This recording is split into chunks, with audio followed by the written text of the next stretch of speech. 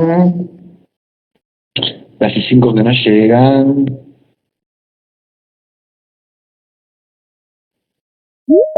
Bien, ahí estamos, 6-5. Yo voy a empezar. Vamos a empezar hablando de este gobierno que entendimos que era gobierno conservador en lo político, pero se autodenominaba revolucionario en lo económico. Vamos a ver que hay algunas contradicciones en este gobierno. Por un lado, quiere una modernización de la estructura productiva, y por otro sale a perseguir científicos. ¿Quién te va a dar esas posibilidades de un desarrollo interno, genuino, el núcleo científico, sobre todo de las ciencias duras? Entonces no podés seguirlo de esa manera. Lo mismo pasaba con el celo represivo que establecen sobre la juventud y también sobre la clase obrera, ¿no?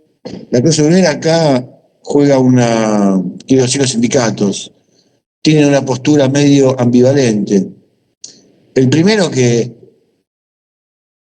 es ambiguo, pero esto va a ser una característica de Perón en esta época.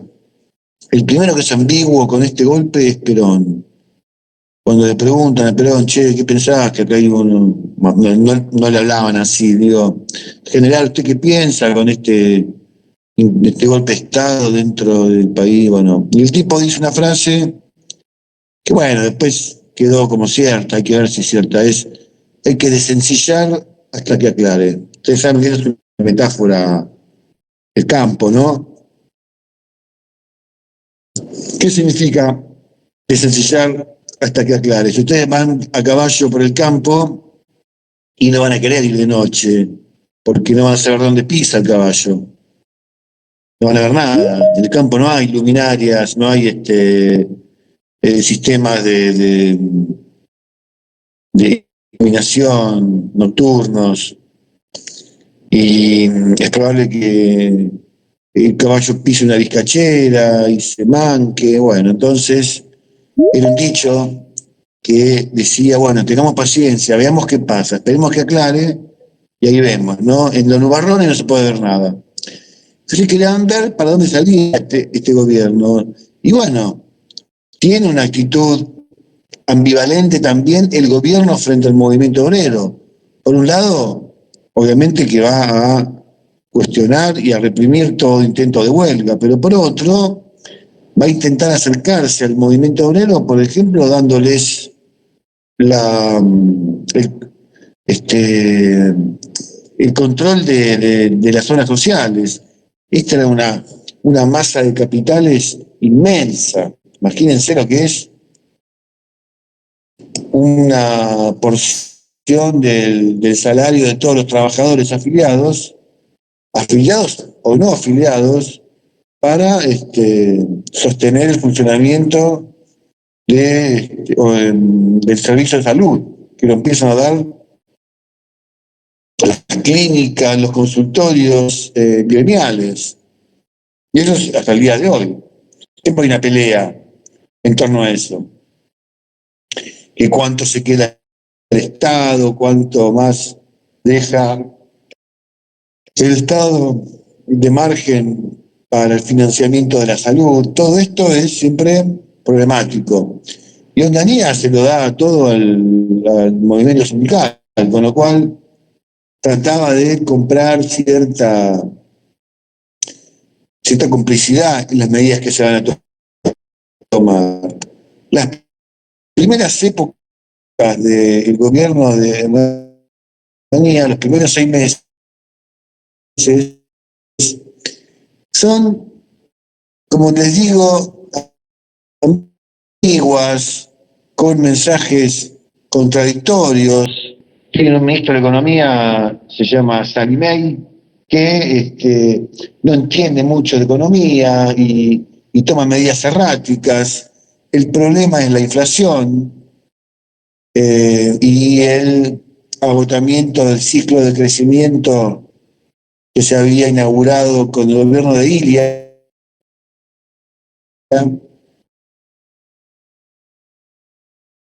Esta es otra de las fases de Stop and Go, por supuesto,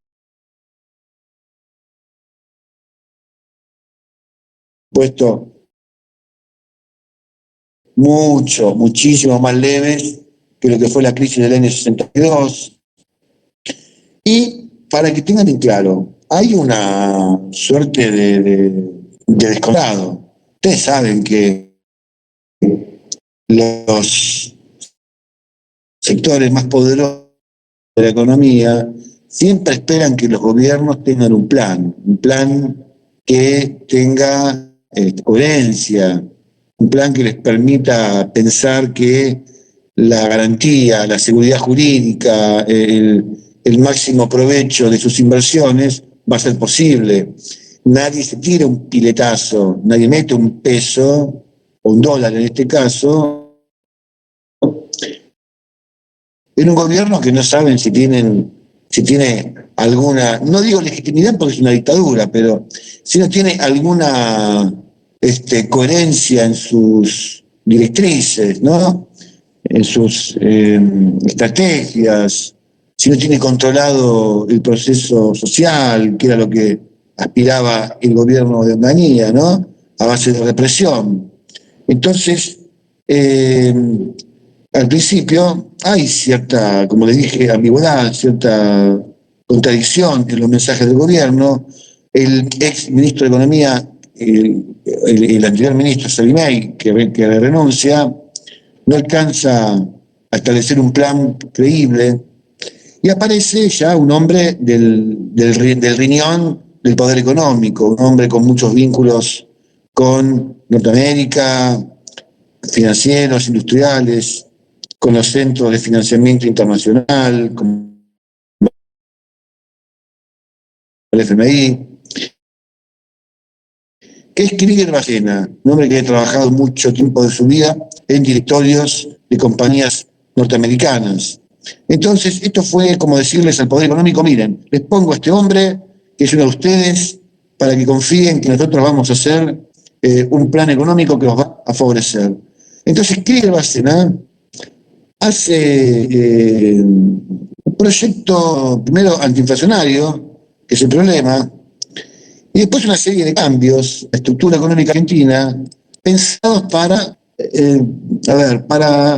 ir hacia un grado más eficiente de la economía. O sea, querían eliminar trabas burocráticas, empiezan a plantear ciertas privatizaciones, ciertas regulaciones, un achicamiento del Estado importante, reducción de algunos derechos de importación, es decir, alguna baja de aranceles para que la economía se vuelva más eficiente, más competitiva. Por eso, un texto de Aldo Ferrer, el que les conté que hablaba sobre los japoneses y cómo hicieron su industrialización, Aldo Ferrer, en su texto Historia Argentina, considera que la de Krieger Ballena fue la primera política económica neoliberal, de apertura, pensando en reducir el peso del Estado, y con un plan antiinflacionario que es en gran medida eh, traído de lo que había hecho Perón con Gómez Morales en el año 52. ¿Qué es lo que va a hacer este hombre? Va a hacer una devaluación del peso, un 40%. Y después va a congelar precios, salarios y tarifas. ¿Se acuerdan que eso lo hizo Gómez Morales?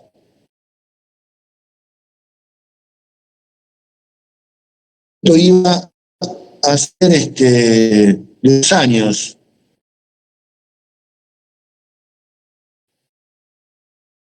Entonces, de esa manera, cortaba con no solo el espiral de precios salarios, pero cortaba con el poder de negociación de la clase trabajadora. Estamos hablando de que rompen de un plumazo esa, esa arma que tienen los trabajadores, ese arma que tienen los trabajadores, que es sobre todo en esta época, donde la estrategia era el golpe y la negociación para obtener mejoras relativas, sobre todo salariales. Y yo te digo, bueno, por 2 años no se van a mover los salarios porque se van a congelar. ¿Qué efecto pueden hacer los gremios? Ninguno. ¿Cuál es el sentido de los gremios? Entonces, esto también generó un foco de conflicto. La CGT responde con un paro, y ese paro es un fracaso, con lo cual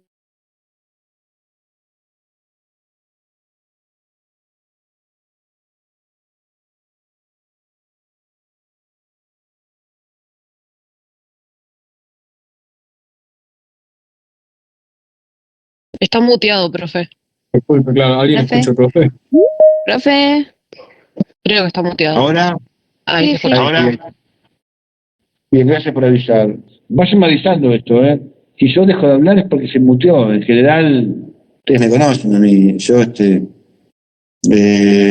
no hago pausas como esos viejos locutores de radio que hacían esas pausas que no hablaban. No, bueno, no, yo trato de que esté la cosa animada, si no yo mismo me aburro.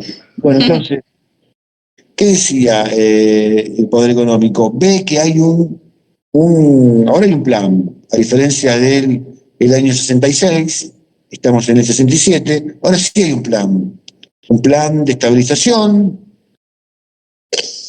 un plan de ajuste con un racionamiento muy fuerte de los gastos del Estado, algunas tendencias hacia la apertura de un proceso de privatizaciones, era muy tenue, ¿no? No estamos hablando de un proceso de venta de empresas públicas, pero sí extracción de capitales con, con la puesta en valor de algunas actividades que hace el Estado. También se proponen, como les dije, un plan económico que, a diferencia de los anteriores, va a tener algunas cosas reservadas a la acción estatal. Fíjense, lo vamos a ver de esta manera. Sí, que no tengo el pizarrón, con el pizarrón se explica más fácil. Si nosotros tenemos una devaluación fuerte como esta, un 40%, esto lo dije en la clase anterior, ayer, hay una tendencia al favorecimiento, a la valorización de los precios de los bienes agrícolas ganaderos, ¿no? Que son los transables con el exterior. Esto se llama una valorización vía una alteración de precios relativos. Los precios relativos son favorables a las actividades transables con el exterior. Y en este contexto, habría de movida un claro beneficio al sector agroexportador. Pero ¿qué Gracena se los va a sacar? Es decir, va a implementar un mecanismo de retención a las exportaciones del mismo quantum o del mismo porcentaje que la devaluación.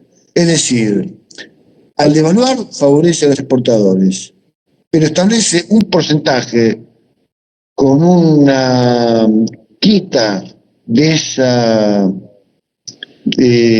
beneficio de la devaluación porque le mete las retenciones, con lo cual la sociedad rural lo detestaba a Onganía y compañía, por supuesto al ministro de Economía, o sea, lo veían como un gobierno muy anti sociedad rural, anticampo. Y esto generó cierto, o sea, en esa época no se hacía visible, pero generó cierto descrédito por parte del campo y a su vez fortaleció la confianza de los sectores más concentrados de la economía, vinculados con la industria. No sé si están empezando a notar acá que de lo que les hablo es de conflictos intersectoriales. Eso grábenselo bien. Empezamos a tener conflictos intersectoriales. Hay algo que yo me olvidé de decirles cuando vimos el peronismo, que bueno, calculo que no lo dije directamente, pero que lo di a entender. El tema de industrializar el país sobre la base de las divisas que aporta el campo es conflictivo, porque yo tengo que sacarle a uno para darle a otro. Esto, si quieren, refuerza esa tendencia a la interdependencia o este, a la mayor autonomía que establece el Estado respecto a las demandas de los sectores sociales. ¿Se acuerdan que eso era la hipótesis de Múrnice Portantiero sobre el nuevo rol de la estructura del Estado? El Estado ya no es más la caja de resonancia de los sectores agrícolas ganaderos. Ahora el Estado tiene que interceder ante demandas que provienen de otros sectores, como por ejemplo la industria. Eso lo hicimos con el ejemplo de el primogénito al que al tiempo le nace un hermanito, entonces siente que ya no es más el privilegiado, ¿no? El favorito de la familia. Ahora hay uno que es chiquito, que necesita todos los cuidados, la atención. Bueno, la ICI pone al sector industrial en el primer lugar de las preferencias, de los beneficios. Y esto es lo conflictivo, chicos y chicas. ¿Por qué es lo conflictivo esto? Porque la industria va a necesitar que el campo aporte divisas. El campo es competitivo, el campo prácticamente no necesita estímulos, el campo tiene ganada su cuota de participación en el mercado mundial, y la industria no. La industria tiene que funcionar protegida, con controles a las importaciones, con subsidios, ¿no? Con recursos fiscales. Entonces, la industrialización se hacía a expensas de otro sector, en el caso del campo, y de la sociedad. Esto también lo va a explicar Martínez de Oz más tarde. ¿De qué estamos hablando de esto? A ver, que existían mecanismos de redistribución sectorial de ingresos. Grábense eso. Todo el peronismo, todo este esquema donde devalúo, favorezco al sector agrícola, pero le encajo retenciones, entonces le quito ese plus de favorecimiento que le hice, y ese quantum me lo quedo yo, se lo queda el Estado. Entonces estamos hablando de una redistribución sectorial de ingresos, le saco a uno para dárselo a otro.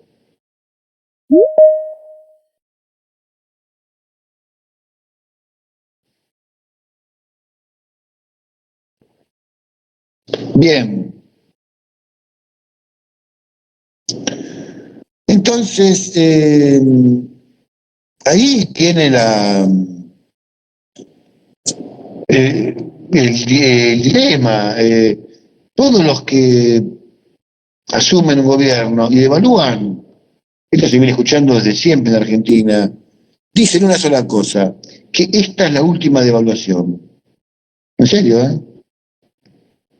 Bueno, algo así dice Kiri Racena, ¿no? Metimos una devaluación del 40% porque esta es la última devaluación. Bien.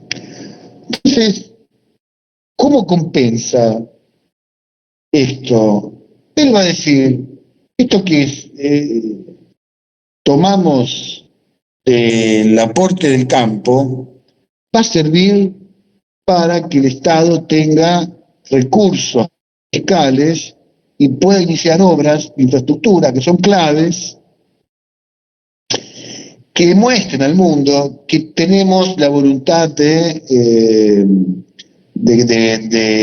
crecer, de desarrollarnos, y que somos confiables para atraer inversiones. Esto lo hacen muchos los estados, y sobre todo se ocupan de actividades que tal vez no son muy rentables para el mercado privado y ellos buscan, el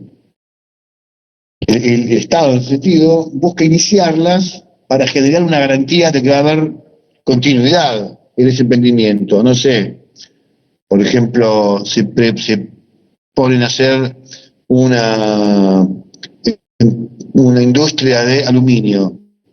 Es una prioridad para el Estado eso. Entonces llaman al capital privado a que participe, pero el Estado está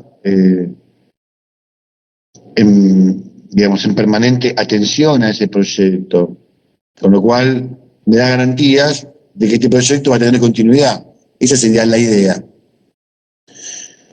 Y entre ellas, entre las obras, entre ellas está la planta de Atucha, la planta de energía nuclear, están, por ejemplo, las obras de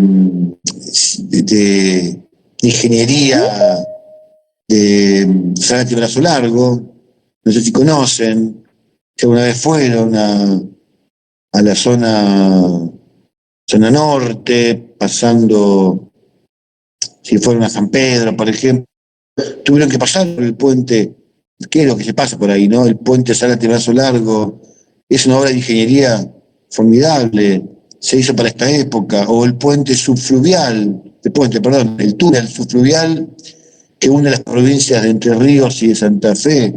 Esto se hizo en esta época. Había que impulsar obras para mostrarle al capital privado que vos tenías la voluntad del desarrollo. Y por otro lado, bueno, el proceso de racionalización típica de cualquier Estado, con despidos de empleos públicos, recortes de empresas estatales. Básicamente era un plan que tocaba todos los sectores, al campo, a la industria, porque tampoco a la industria da tanto beneficio. También, ¿Puedo hacer una consulta? sí. ¿Este plan tenía alguna relación con el plan de Pinedo? O sea, ¿iba por ese lado del mercado interno o era más tranquilo en ese sentido? No, es que está buena la pregunta, porque este plan ya está pensando en que la ICI orientada al mercado interno está agotada.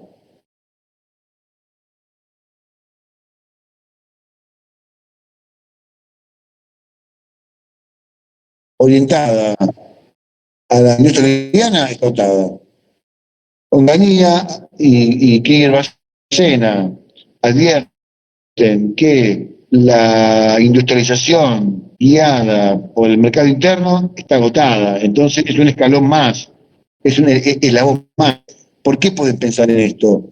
Porque tienen una maduración de las inversiones anteriores.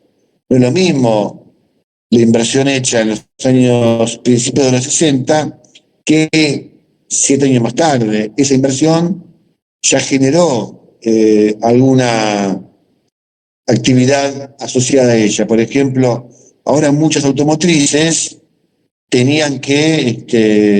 contaban con autopartes nacionales, porque apareció ese sector.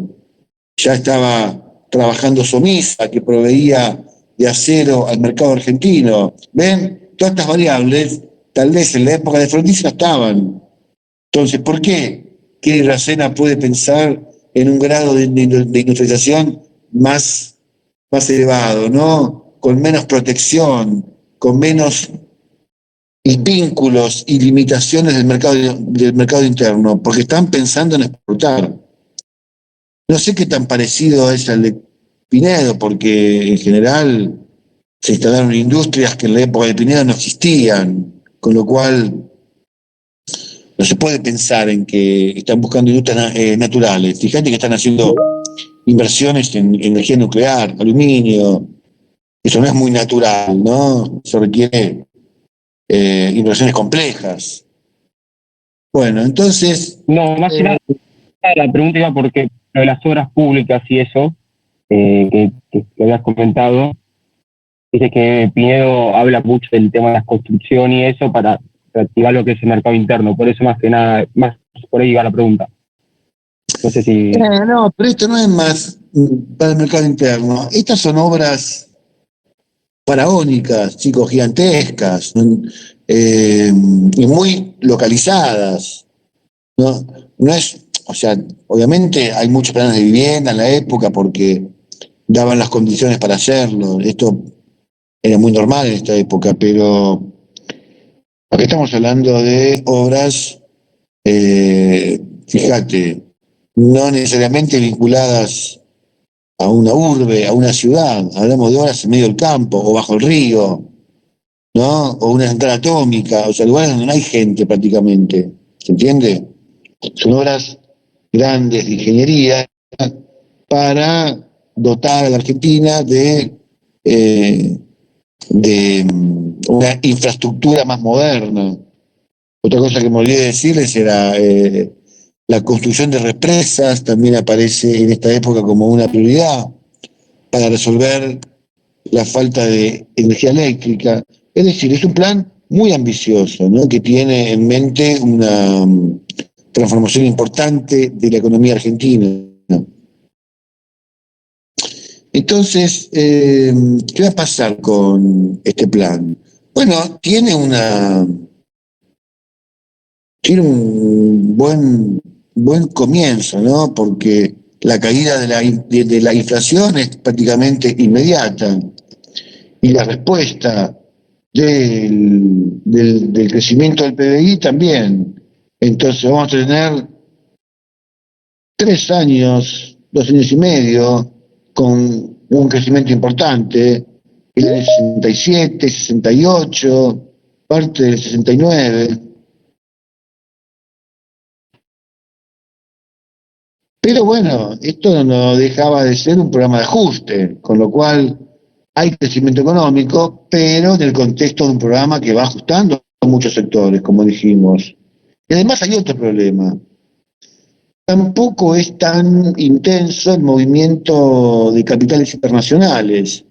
Es decir, a diferencia del proceso del desarrollismo de Frondizi, donde se atraían capitales nuevos, iban destinados a nichos no desarrollados o poco desarrollados de nuestra economía, por ejemplo, las automotrices prácticamente no estaban desarrollados, el petróleo estaba subdesarrollado, el acero no estaba desarrollado. Entonces, en muchos casos, el programa de Frondizi se orientó a impulsar la inversión en sectores ausentes de nuestra economía.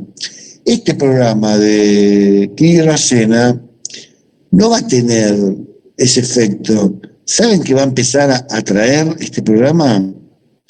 A capitales que, a diferencia de los de Frondizi, repito, se van a insertar en un circuito ya instalado. ¿Qué van a hacer?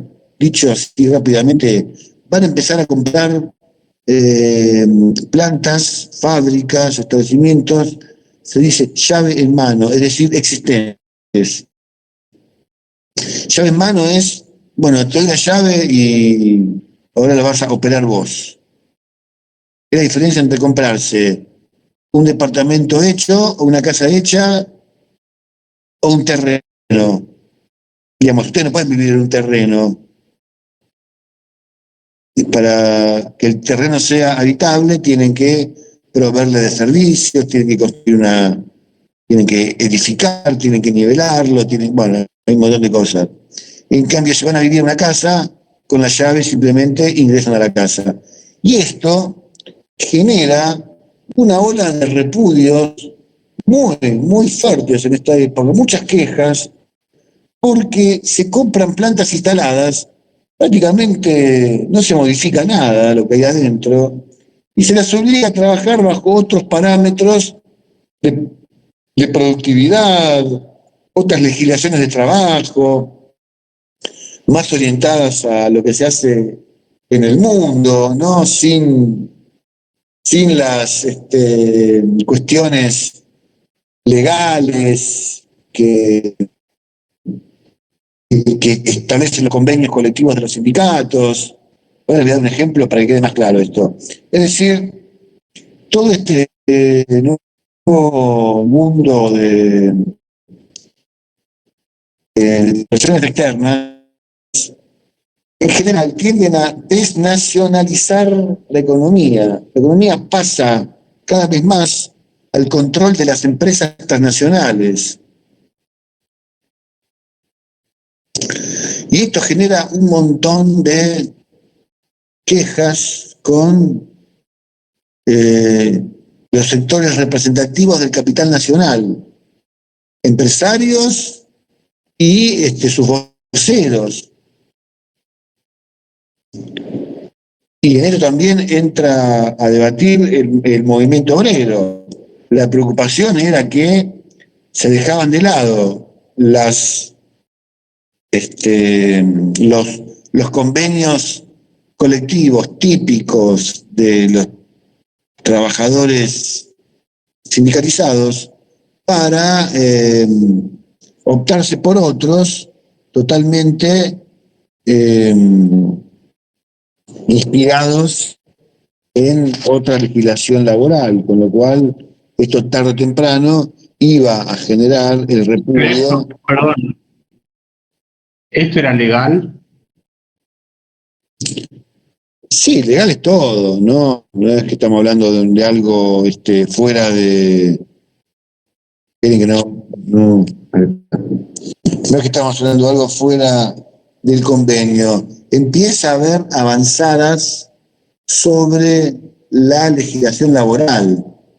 El ejemplo más claro va a ser en Córdoba, cuando a los obreros, por ejemplo, los obliguen a realizar jornadas más extenuantes y además les quiten algunos beneficios, entre ellos el sábado inglés. ¿Qué es el sábado inglés? El sábado inglés era un convenio que tenían los trabajadores por los cuales los sábados se iba a trabajar media jornada. En general se hacían tareas de limpieza, se acomodaban las máquinas, los stocks, para dejarlos listos para el lunes. Y al mediodía se iban a la casa los trabajadores y se cobraba la jornada completa. Esto que era como una tradición para, digamos, para las formas de trabajo de la Argentina, muchas compañías multinacionales no estaban de acuerdo. Entonces querían eliminar ese beneficio. Si se paga jornada completa, se trabaja con jornada completa. Si se trabaja media jornada, se paga media jornada. Entonces, bueno, había un conflicto que, como había estado de sitio, había una fuerte represión, no se podía justamente hacer ninguna queja con esto. Ahí empiezan, ¿no?, las disputas, las pérdidas de apoyo. Así todo, como dije, el crecimiento económico en esta época es importante. Y llegamos al año 69 con una buena perspectiva de crecimiento, con descenso de la inflación, pero con una situación de malestar en la población que se va acumulando, ¿no? Y frente a esto,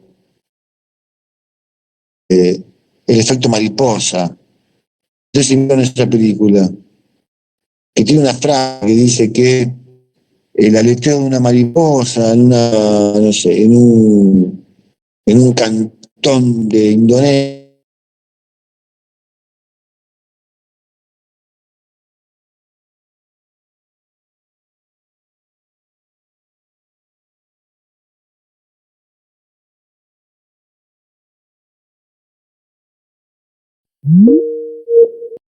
inquieto de una mariposa, puede darme la señal de que está pasando algo más grave en otro lugar. Bueno, ¿cómo lo explicamos esto en la historia argentina? Resulta que el gobierno quiere tener todo bajo control, quiere tener bajo control a la clase obrera, bajo control al campo, a la juventud, a la sociedad en general, que rige una especie de paz basada en la amenaza de la represión. Y esto, bueno, no siempre es efectivo, no se puede gobernar siempre con el palo, ¿no? En la mano. Llega un punto en el cual la gente va a empezar hay sectores que van a empezar a quejarse y a movilizarse. Y fíjense lo que va a pasar. Este es el efecto mariposa. Hay una universidad de Corrientes donde se produce una manifestación estudiantil porque aumentan los precios de los alimentos. Vieron que en general los comedores estudiantiles tienen precios más baratos que si comieran afuera de la facultad. Supone que si la facultad no tuviera un criterio mercantilista, entendería que los estudiantes no tienen mucha plata, que trabajan en empleos donde todavía son muy nuevitos, entonces no ocupan puestos de dirección, ni mucho menos. Están estudiando, no pueden darse el lujo de gastar un montón de plata para almorzar o para tomarse algo antes de entrar al curso porque vienen de trabajar. Entonces, en un contexto donde los precios están bajo control, una universidad de Corrientes, el comedor de la Universidad de Corrientes, sube significativamente los precios. Entonces, ¿qué hacen los estudiantes? Se quejan, se arma una manifestación en la puerta de la facultad, y bueno, la manifestación obviamente está prohibida, acude la policía y se produce un enfrentamiento, y en ese enfrentamiento siempre está el policía que se desboca, que tiene un exceso en el ejercicio de la fuerza, saca una pistola y mata a uno de los estudiantes. O sea, fíjense qué muerte absurda. Te matan por una protesta por los precios del comedor de la facultad. Si quieren una forma ridícula de morir para una persona joven, es esa.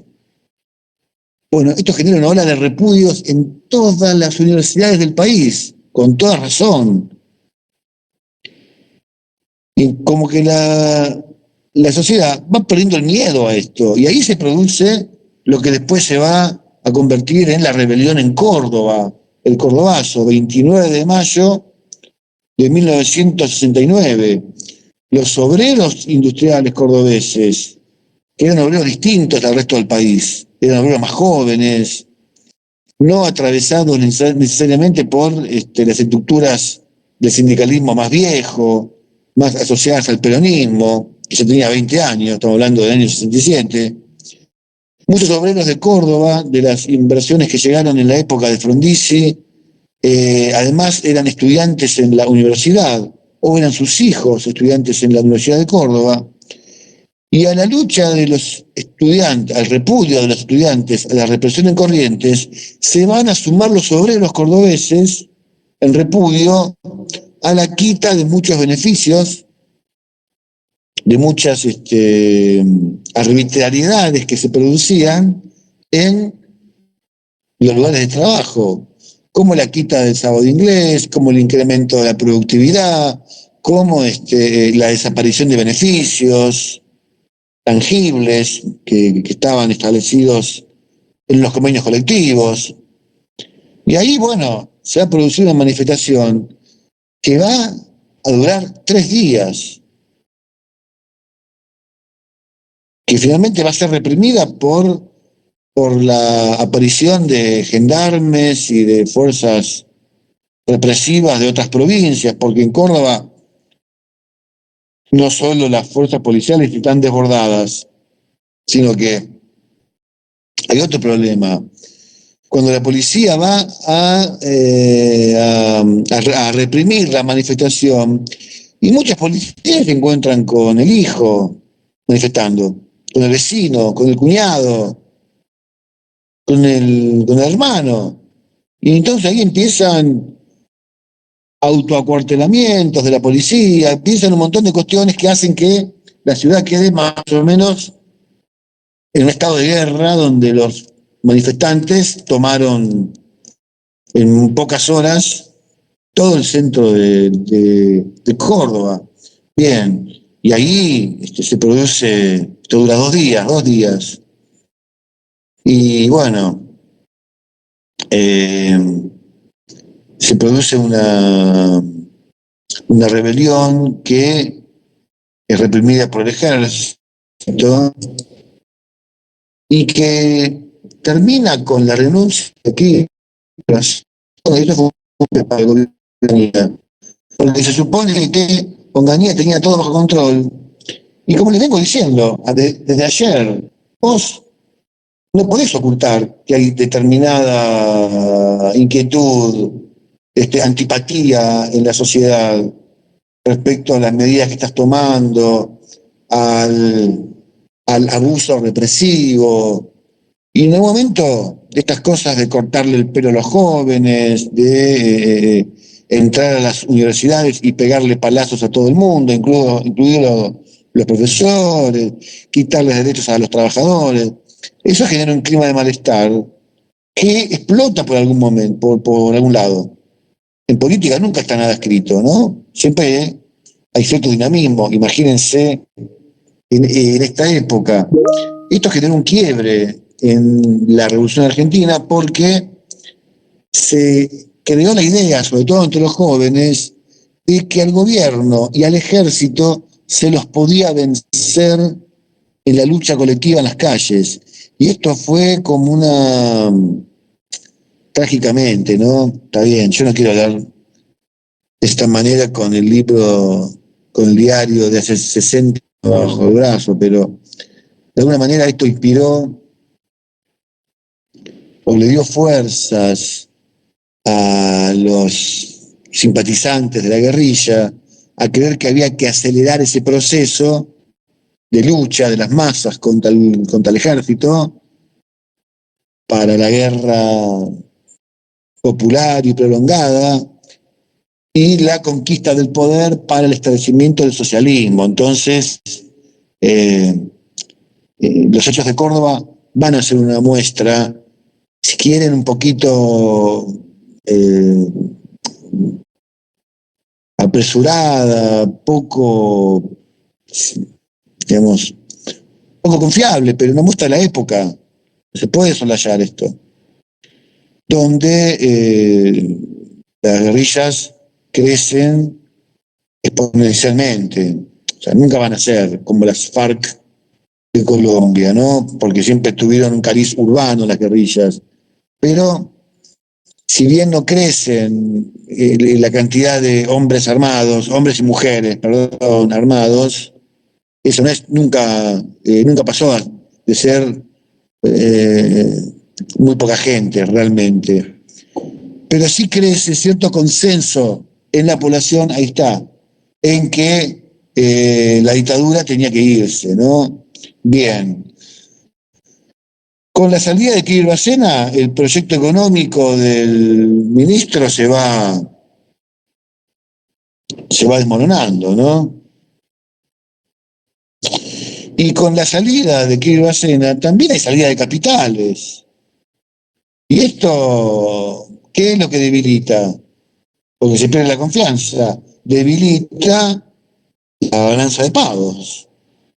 Y el debilitamiento de la balanza de pagos también genera tensiones inflacionarias. Esto es también inevitable. Y bueno, hay una situación que ahora se va a manifestar como en un plano descendente, ¿no?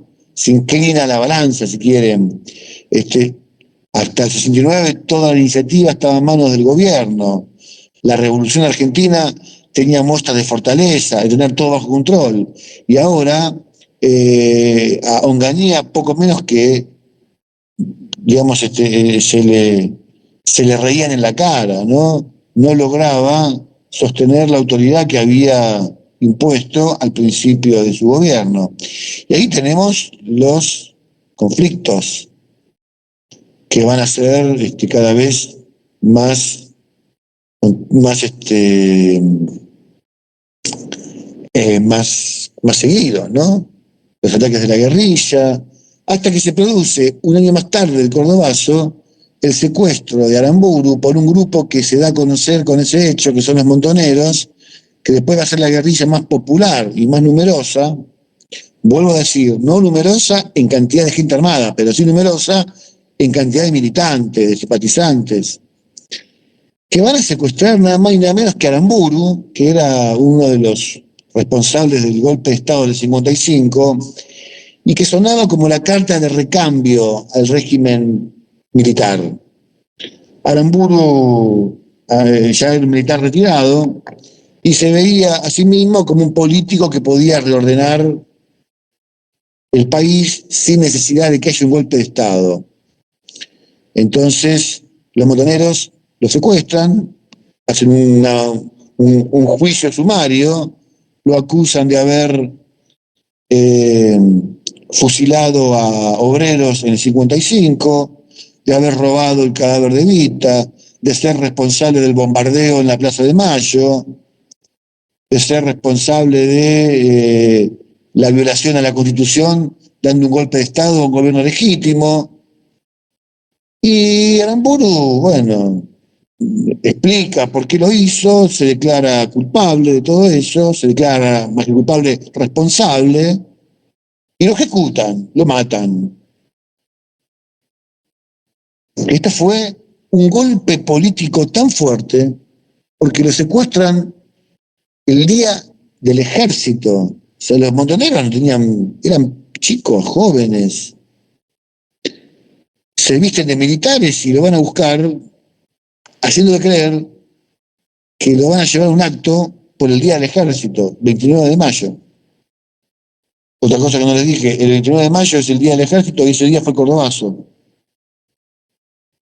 Entonces, claro, confía en que hay un cambio de guardia y cuando se entera, ya está en un auto apuntado por este comando de la guerrilla y se pierde de vista el auto en el que se lo llevan. Es una camioneta. Bueno, esto fue el tiro de gracia al gobierno de Onganía, porque es derrocado Onganía, y además es el tiro de gracia a las pretensiones del gobierno de la Revolución Argentina de querer gobernar Argentina por 20 años, con el tiempo económico, el tiempo social, el tiempo político. No, se altera todo ahora. Entonces, el jefe del ejército, de las Fuerzas Armadas, que es Lanusse, va a convocar en reemplazo de Onganía a un militar totalmente desconocido por los argentinos, alguien que traen de afuera, Estados Unidos, llamado Livingston. ¿Quién es Livingston? Bueno, Livingston es un militar, como les dije, que estaba cumpliendo misiones en Estados Unidos, de tipo diplomáticas. Y Livingston, que viene digamos, a pasar desapercibido y a obedecer a Lanusse, se corta solo. Esto sorprende a Lanusse, que no esperaba esto. Entonces dice, bueno, vamos a escuchar a los economistas nacionalistas, empieza a escuchar a los sectores industriales que habían sido castigados por el programa económico de Kirchner Bacena, y nombra de ministro de Economía a Aldo Ferrer. Nuevamente nombramos a Aldo Ferrer. ¿Se acuerdan de Aldo Ferrer? Hablamos de él cuando les conté lo de la estrategia japonesa, el libro de la globalización. Volvimos a hablar de él cuando Aldo Ferrer analiza el gobierno de Kirchner Bárcena, o sea, de Onganía, bajo la dirección económica de Kirchner Bárcena, como un gobierno neoliberal. Bueno, ahora está Aldo Ferrer en el poder, en el Ministerio de Economía. ¿Qué propuesta tiene Aldo Ferrer? Él es un teórico económico nacionalista, vinculado con las ideas de la CEPAL. Entonces, le va a decir Levingston, mire, usted tiene plenas libertades, plena confianza para, para, para generar un programa económico que beneficie al país, que no sea un programa económico que le dé amplias ventajas al capital extranjero, que es depredador. El capital extranjero tiene intereses distintos a los del país. Bueno, entonces Aldo Ferrer hace un plan económico, primero bajo ciertas regulaciones a la inflación, y pone restricciones a las inversiones externas. Y además de eso, le impone al sector público, a las empresas públicas, a que cuando se hagan los procesos de licitación para la compra de bienes o la prestación de servicios, se le dé prioridad a las empresas nacionales. O sea, ¿se dan cuenta de esto? ¿Ven cómo el poder se mueve pendularmente? Lo tienen los sectores concentrados, ahora lo tienen los sectores nacionalistas de la economía, nacionales. Lo tienen los sectores orientados a las multinacionales, con Frondizi o con Onganía, y lo tienen los sectores orientados por los capitales nacionales, con Ilia y con Levingston. ¿Saben quién explica esto de manera magistral? Guillermo O'Donnell, en su texto El péndulo de la economía argentina o de la política argentina. Es un texto que pueden bajar de internet, es totalmente gratuito. Yo voy a ver si lo bajo y se los mando. Ahí les explica todo, chicos. Es un texto que vale la pena. Tienen que leer para que les abra la cabeza. Porque Guillermo O'Donnell escribía de manera brillante. No sé si les conté.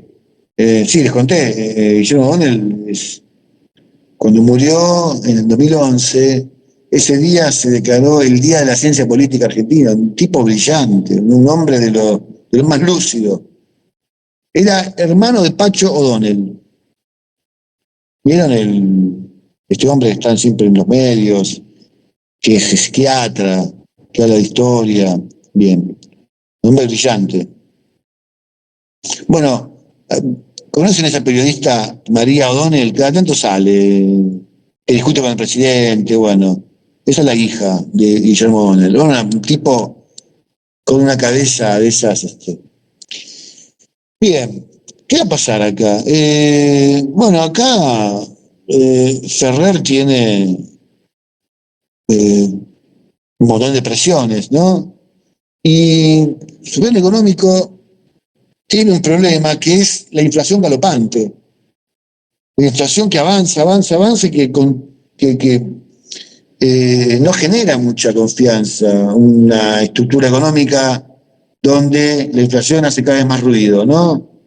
Lo vivimos nosotros en el día a día, una situación que está atravesada por una inflación que no tiene control, en general no da muchas expectativas positivas. O sea, reina la incertidumbre. Y en ese contexto de incertidumbre, el problema de Ferrer es que no logra un plan para contener la inflación. Él tiene un plan que es muy elaborado para contrarrestar años de beneficios extraordinarios a los capitales internacionales, favoreciendo a los sectores nacionales, pero no tiene las herramientas ni el poder suficiente, como tuvo en su momento Kirir Ballena, para disciplinar a los sectores económicos en función de un nuevo plan de estabilización. ¿Se entiende? ¿Por qué? Porque la situación política está muy complicada, porque lo que pende de un hilo es la capacidad de la dictadura militar de tener a raya a todos los sectores socioeconómicos, porque hay una crisis política. Entonces, bueno, finalmente, ¿qué va a pasar acá? La anuncia se va a cansar de Levingston y para el año 71 va a haber otra revuelta política social en Córdoba, de envergadura menor al cordobazo, pero también preocupante, porque nuevamente el pueblo sale a la calle y sale sin tenerle miedo a nada, con lo cual ese nivel de indisciplina no ocurría, por ejemplo, ni con Perón, ni con Frondizi, ni con Ilia. Y ahora que estaban los militares en el poder, resulta que tenían todos los años tenían un conflicto grande en alguna provincia. Era un poco vergonzoso eso, porque los que venían a decir que los gobiernos civiles generaban indisciplina, tienen puebladas que duran 2, 3 días, que empiezan a estallar en ciudades del interior, cada vez con más frecuencia. Entonces, finalmente, bueno, es desalojado del poder Levingston y asume quien trataba de manejar los hilos desde el control, desde la jefatura de las Fuerzas Armadas, que es la NUCE.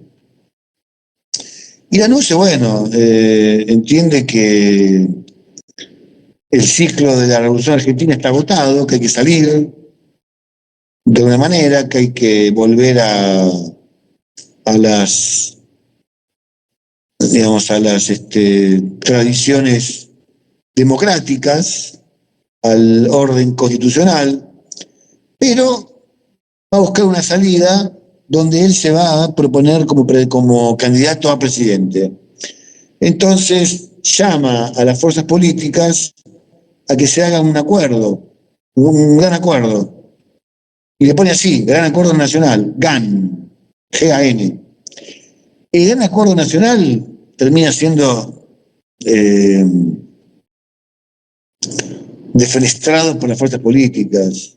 A la convocatoria no va nadie.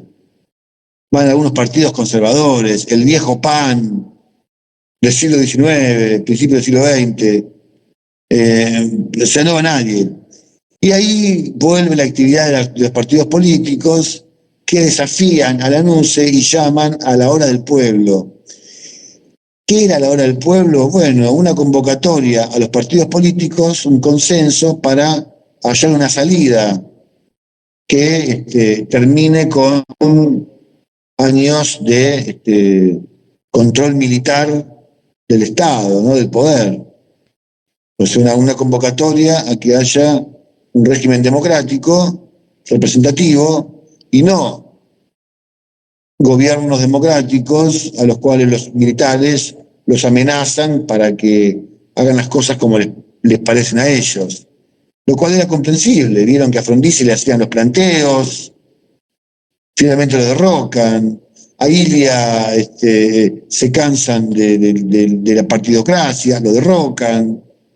Pero no, los militares estaban en el poder y no pegaban una. Y tenían guerrillas que los acosaban, que los ridiculizaban incluso. Hay una fuga muy famosa en el penal de Trelew de un grupo de guerrilleros que después, perdón, el penal de Rawson, que termina con una masacre de 16 guerrilleros a los cuales fusilan de manera alevosa, y eso va a ser en medio de la Patagonia, ¿no? Una madrugada. Va a haber 2 sobrevivientes que van a contar lo que pasó. Esto se conoce como la masacre de Trelew. Después googleenlo, eso, busquen, porque fue si quieren, un anticipo de lo que iba a ser tiempo más tarde, pocos años más tarde, el terrorismo a Estado. Entonces, mucho se le hizo difícil este proceso y finalmente convoca a elecciones. Y las elecciones, que se dan en un contexto de alta inflación, finalmente van a ser ganadas por el peronismo, por el Frejuli, Frente Justicialista de Liberación. En el medio viene Perón. Antes de esto, me comí esto que yo tenía que decir. En noviembre del año 72 vuelve Perón a la Argentina, luego de 17 años de exilio.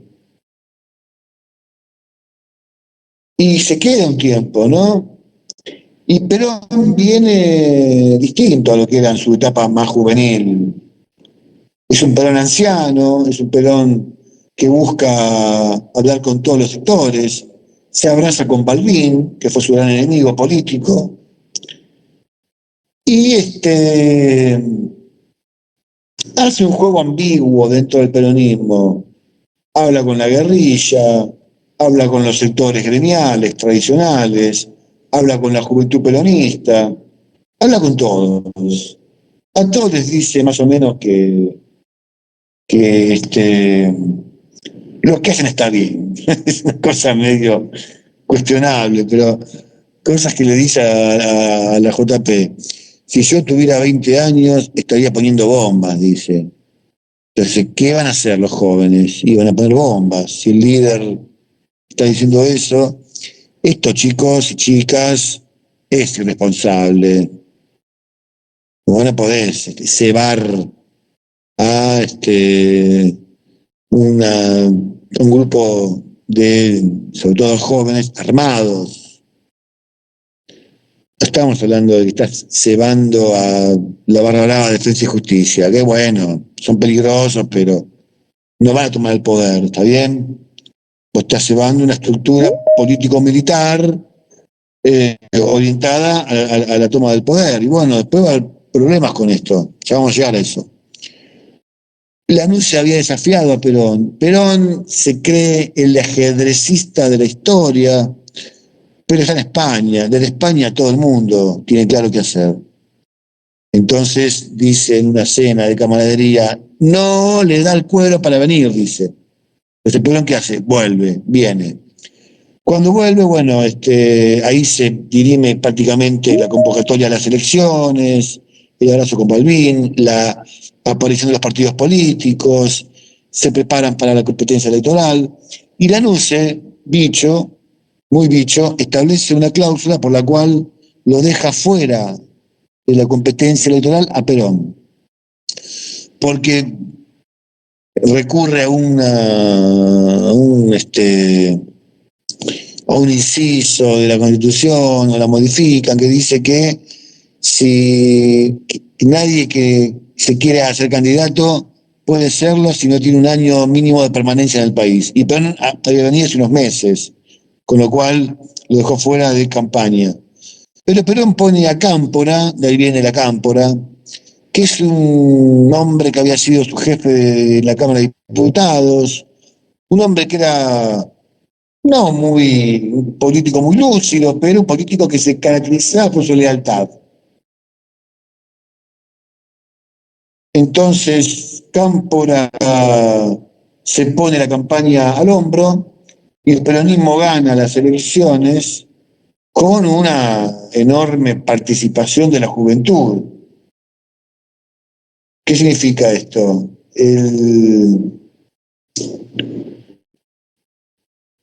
Cámpora era el tío y Perón era el viejo. Entonces, cuando se reparten los cargos, el peronismo le reparte un cuarto de los cargos públicos a cada uno de los sectores que forman parte del movimiento, un cuarto a la juventud, un cuarto a las organizaciones gremiales, un cuarto al sector más político y un cuarto a la raza femenina.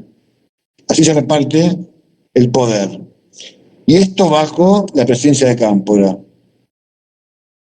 Pero bueno, esto era como abrir las puertas del poder político, de ciertos resortes del poder político, a los jóvenes, radicalizados.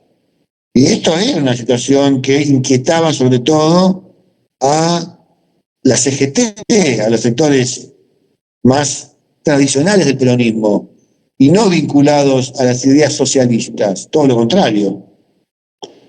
En ese momento la CGT estaba en una crisis porque había un fuerte repudio de los sectores más clasistas contra la burocracia sindical, entre ellos la Juventud Peronista.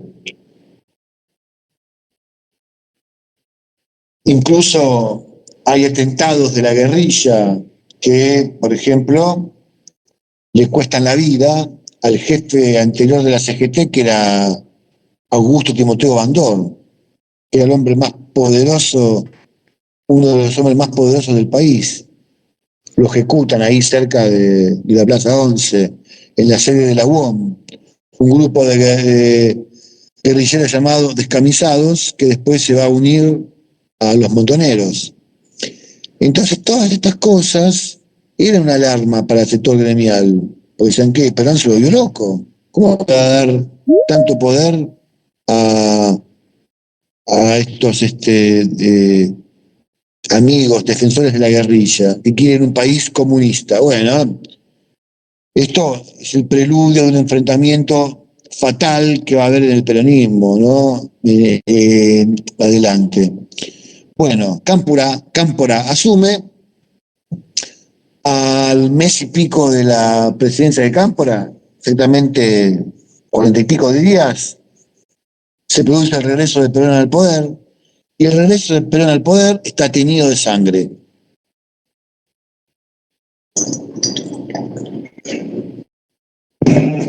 El 20 de junio del año 73, Perón vuelve al país. Está todo previsto con un gran acto en un predio de Seiza, y en ese acto los montoneros madrugan a los sectores de la CGT y se hacen de los primeros lugares. Igual, mucho no les iba a durar porque estaba preparada ya de antemano una estructura de francotiradores, de civiles armados, de mercenarios, de lo que después se va a constituir en la AAA, la Alianza Argentina Anticomunista, regenteada por el ministro de Bienestar Social de Perón, José López Rega. ¿Qué va a pasar? Cuando ven que, obviamente, los primeros lugares en la multitud se movilizaron 2 millones de personas, tarea para el hogar. Si tienen todavía, no creo que sus padres sean de esa generación, sí sus abuelos. Si tienen todavía abuelos con ustedes, tienen esa suerte, llámenlos o manden un mensajito esta noche y digan: abuelo, abuela, ¿dónde estuviste? No tiene que ser gorila la abuela, obviamente, ¿no? Abuelo, abuela, ¿dónde estuviste el 20 de junio del año 73? Hagan ese ejercicio y me cuentan el martes. Seguramente ese abuelo o esa abuela les va a decir: fui a Seiza a recibir a Perón, y fue un caos, un tiroteo. Pero no fue un tiroteo, fue un ataque de la derecha del peronismo a los sectores de la juventud peronista. Nunca se supo la cifra oficial de muertos, pero oficialmente hubo 13 muertos reconocidos, se sospecha que muchos más, y decenas de heridos. Bien, todo para impedir ese acto. Finalmente Perón siguió con el avión hasta Morón, y cuando bajó del avión le empezó a decir de todo a Cámpora, como que era una responsabilidad. Lo querían voltear a Cámpora, ¿se entiende? Días más tarde, Cámpora renuncia y se vuelve a convocar elecciones, que estas elecciones son en septiembre. Casi 2 millones de personas se movilizan a Ezeiza. Por eso quiero que le pregunten a sus abuelos, el martes, por favor, díganme cómo les fue con esa pregunta, Porque el abuelo le va a decir, sí, estuve en Ezeiza, fui a la subida Perón. Hablamos de abuelos, un abuelo que tenga hoy 70 y pico, que deben tener sus abuelos, tal vez, tenía en esa época 20 y pocos, con lo cual, si no estaba en Ezeiza era porque era gorila. Y un joven en esa época no era gorila. Los jóvenes en masa eran peronistas, si no, ¿cómo explicamos el fenómeno de la JP? Tienen que ver este personaje que a mí me gusta de Capusotto, Bombita Rodríguez. Miren eso.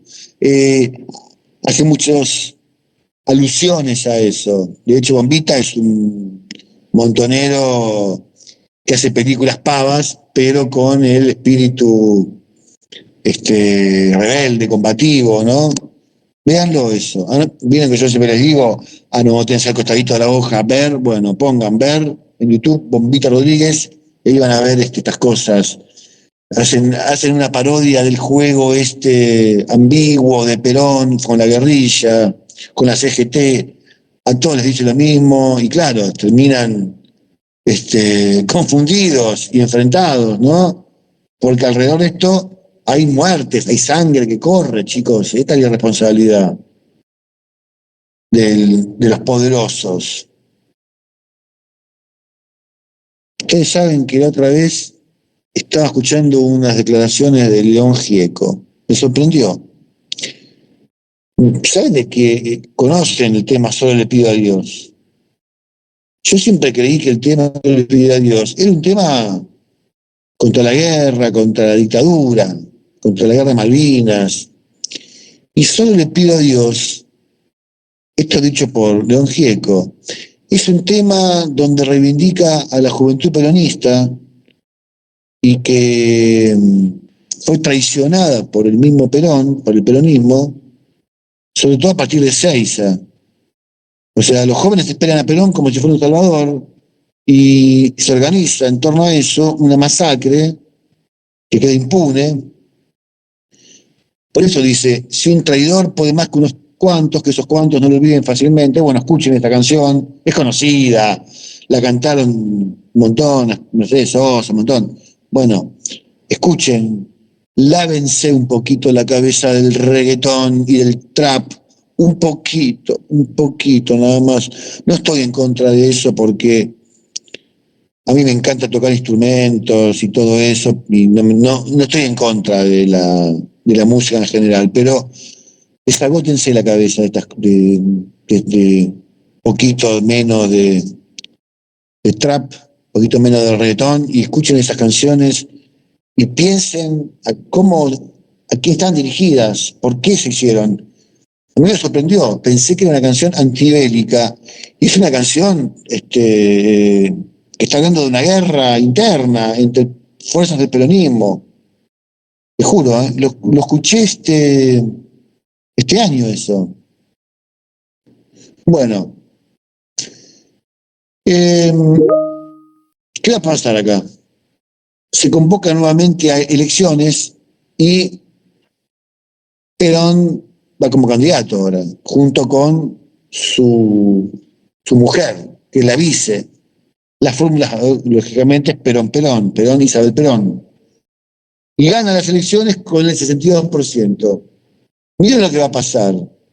Gana las elecciones el peronismo, Perón.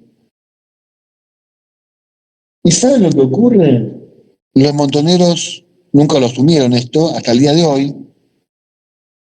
De hecho, yo hablé con alguno de ellos en algún momento de mi vida, conocí a algunos dirigentes de montoneros, y les pregunté abiertamente, ¿ustedes mataron a Rucci? No, nosotros, fue un hecho que no estaba en nuestros planes y todo eso. Bueno, yo con inquietud de investigador, ¿no? Entonces me explicaron que no, que eso fue una decisión que no fue consensuada por la cúpula. En general, haber asesinado a Rucci, esto lo hicieron después de una tarea de inteligencia muy profunda que hicieron, fue como respuesta precisamente a la masacre de Ezeiza, porque Rucci lo tomaban como uno de los responsables en la organización de esa masacre. Esto fue al menos lo que se dijo. Las cosas que te estoy contando las saco de un libro llamado La Voluntad, que les recomiendo porque les abre la cabeza. Escrito por Eduardo Anguita, que fue miembro del ERP, del Ejército Revolucionario del Pueblo, y de Martín Caparrós, que es un escritor que está en España ahora, uno pelado, que tiene unos bigotes medio decimonónicos, así con ese rulito, personaje, que era un adolescente y era miembro de los Montoneros. Ese libro son 3 tomos, los de La Voluntad. Arrancan con el golpe de Estado de Onganía, como les conté, y terminan con el Mundial del 78. Bien, entonces vamos a ver ahora qué pasa con el peronismo, ahora con Perón. Primero, a Perón, él lo dice, le cortan las piernas cuando lo matan a Rucci, es como que le matan a un hijo, y lo dice de esa manera, lo siente, una afrenta a él. Bueno, era el vuelto que le tenían que cobrar por la masacre de Ezeiza. Además, era como tirarle un cadáver arriba del escritorio y decirle, con nosotros no vas a joder. ¿Se entiende, chicos y chicas? Así se negociaba, ¿eh? Por eso digo, vos se vas y después los querés exterminar, los tipos te van a responder. No estamos hablando de un tuitero enojado, ¿no? Estamos hablando de un muchacho exaltado en las redes sociales. Estamos hablando de tipos que se jugaban la vida armados con armas pesadas, ¿no? Y vamos ahora a la parte económica. ¿Qué propuesta tiene el peronismo? Dejo en suspenso esto para seguir después. ¿Qué tiene la propuesta del peronismo? Bueno, el peronismo se va a proponer, esto lo va a plantear su ministro de Economía, un señor llamado José Belgelbar. El peronismo se va a proponer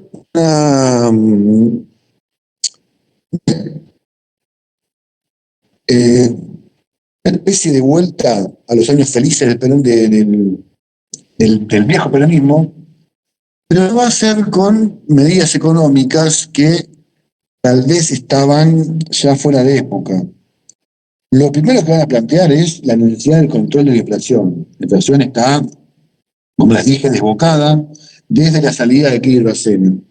Entonces, había que terminar con la espiral inflacionaria, típica inflación de precios-salario, y había que tender hacia un programa de estabilización como el que había hecho Kirchner Bacena, que a su vez era un remedio de lo que había hecho Gómez Morales en el 52. Entonces, el ministro José Belgelbar, que era un empresario, ¿vieron las cubiertas FATE? Bueno, era el dueño de las cubiertas FATE, un empresario que se había hecho a sí mismo, era un tipo que empezó vendiendo corbatas en la calle y se convirtió en un hombre muy hábil para los negocios, era uno de los empresarios más poderosos del país. ¿Saben qué? Era miembro del Partido Comunista, esas cosas que solamente ocurren en la Argentina, era afiliado al Partido Comunista, es un empresario de los más poderosos, tenía esas simpatías políticas, bueno, era otra época, ¿no? Entonces, ¿qué va a hacer Gelbar? El pacto social. Gelbar había fundado con otros empresarios en el año 53 la CGE, Confederación General Económica. Y la Confederación General Económica, en representación del capital, va a firmar un acuerdo con el movimiento obrero, la CGT, en manos de Rucci, en ese momento vivo, y el Estado, en ese momento, en manos de Héctor J. Cámpora. ¿En qué consiste este pacto social? Se congelan los salarios, se congelan los precios previa previa asignación, o sea, se hace una especie de suba de precios, se compensa con la suba de salarios, se acomodan las tarifas, por eso digo, previa reacomodación de las variables, y se congela por 2 años. Yo no le cae muy bien al movimiento obrero porque, como les dije, es una época muy álgida de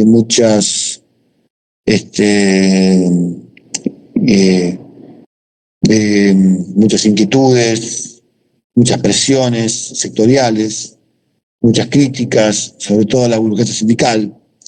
Pero bueno, era lo que habían acordado, ¿no?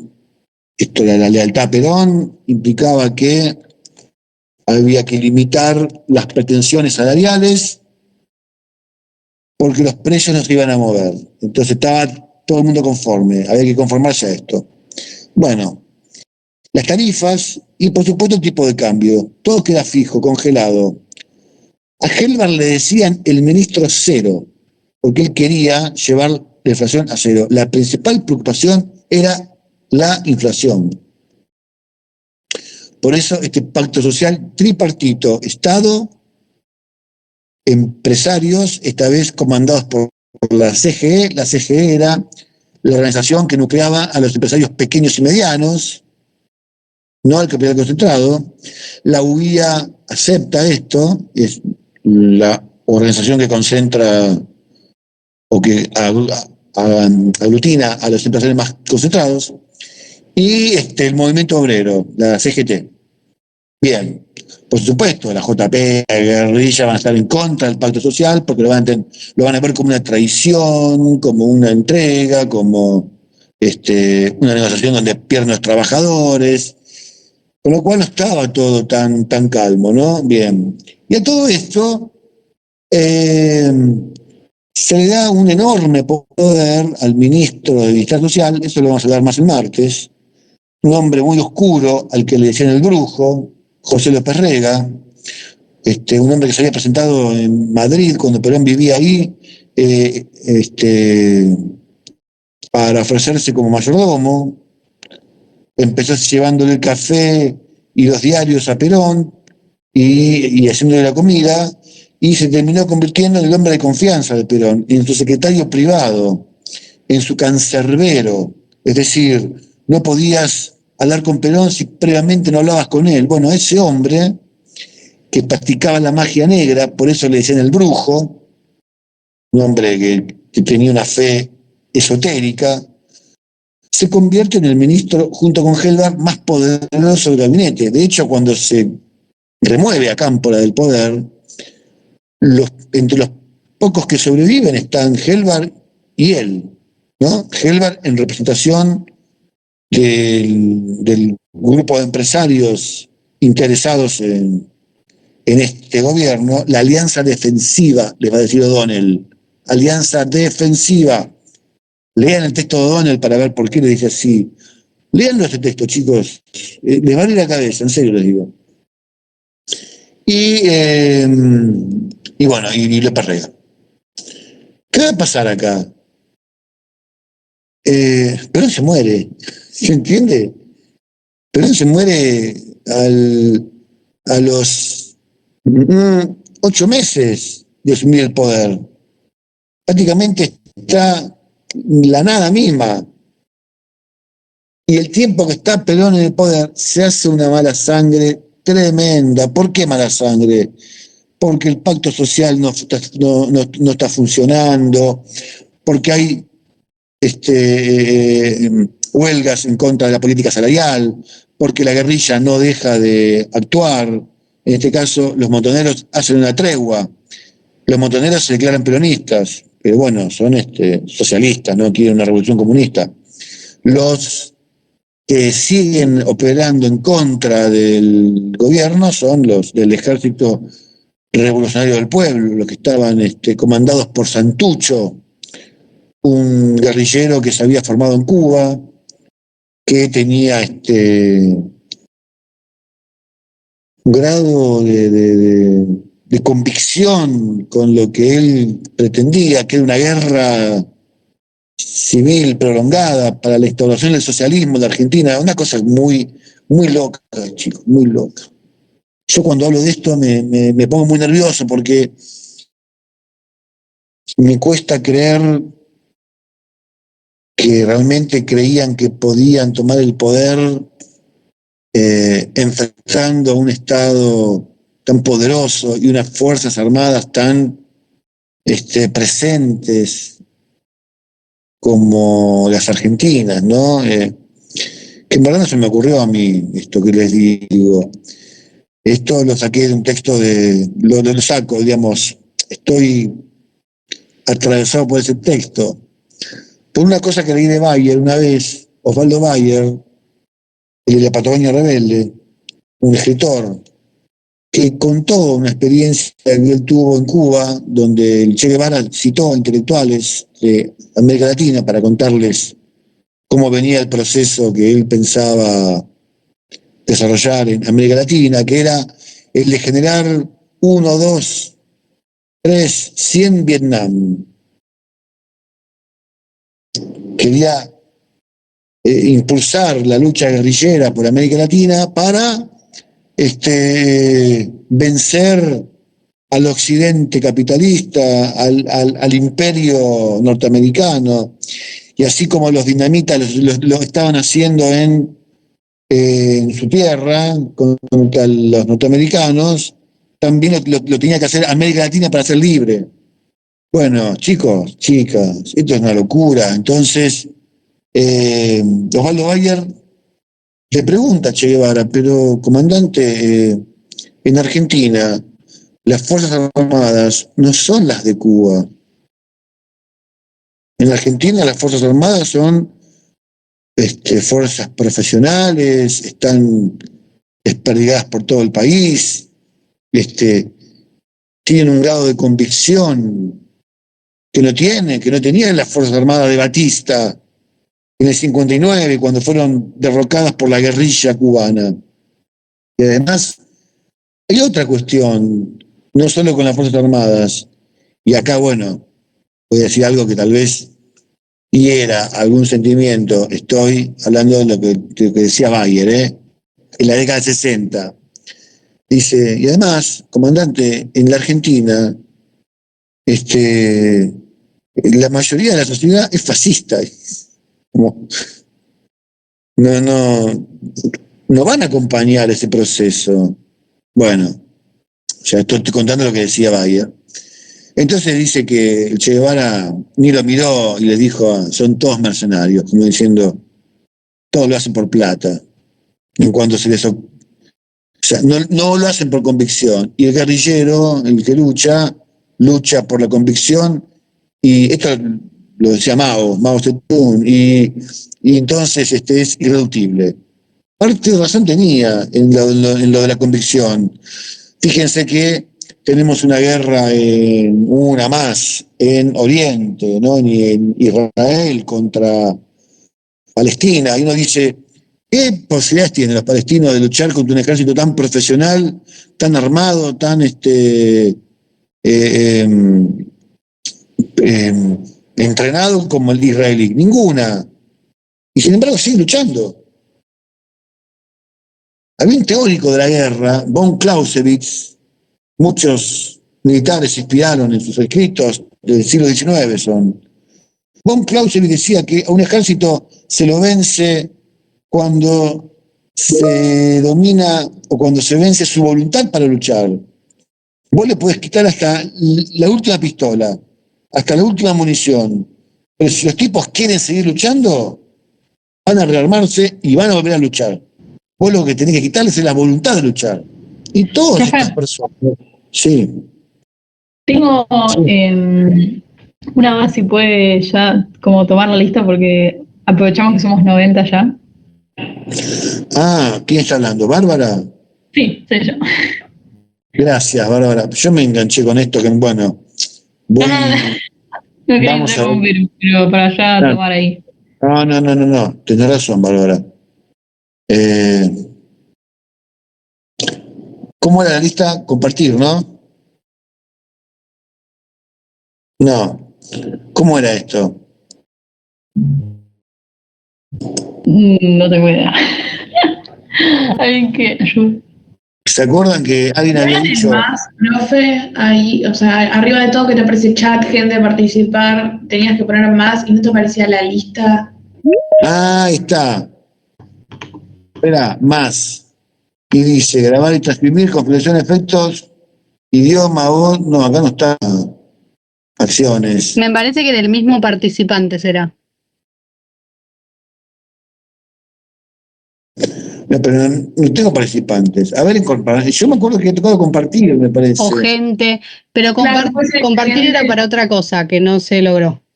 Era En para gente enviarlo. tenés ahí participantes y creo que te aparecía como 3 puntitos. Tengo gente, ahí está. Gente, ya toqué gente, sí. Mostrar participantes.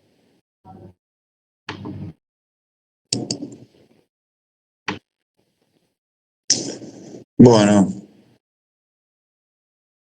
Acá había chat. No leí el chat, perdonen. Perdonen, que no me doy cuenta del chat. Ahora me acordaba de estas cosas, porque tengo otras cosas viendo. Bueno, sigo acá como un idiota mirando esto. Miren que lo hice la clase anterior, ¿eh? ¿Qué hago? Bueno, a ver, vamos a ver dónde está esto. Grabar y transcribir, idioma y voz, configuración. No. Gente. Acá está, acá está. Descargar lista de asistencia, perdón, ya está. Bueno, ahí lo descargué. En un momento te lo voy a mandar a vos, Bárbara, a tu mail. Dale, Así dale, que mandame. ya me conecto y te mando. Dale. Así chequeas esto, gracias. Bueno, vamos a ver cómo termina esto, vamos al grano, porque ya estamos 8:30 pasadas. Y yo estoy en un lugar donde me da miedo estar ahora porque sé que pasan cosas acá y me quiero ir rápido de acá. Bueno, entonces, como me siento muy nervioso acá, quiero terminar lo más rápido posible. ¿Qué va a pasar? Perón se muere y el pacto social naufraga, que ya venía naufragando, con la propia muerte de Perón. Acá, lo que estamos hablando, chicos, para que se entienda, es que el problema, además de político, es estructural, es económico. ¿Qué está pasando en el mundo en el año 73?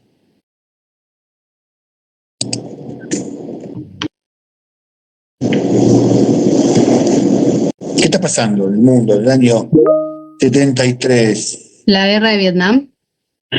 No, económicamente.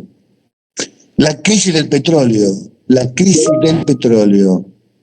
Y eso, la crisis del petróleo es traumática. ¿Por qué? Porque la crisis del petróleo produce el incremento de los precios de los bienes que tienen alguna vinculación con el petróleo, es decir, todos.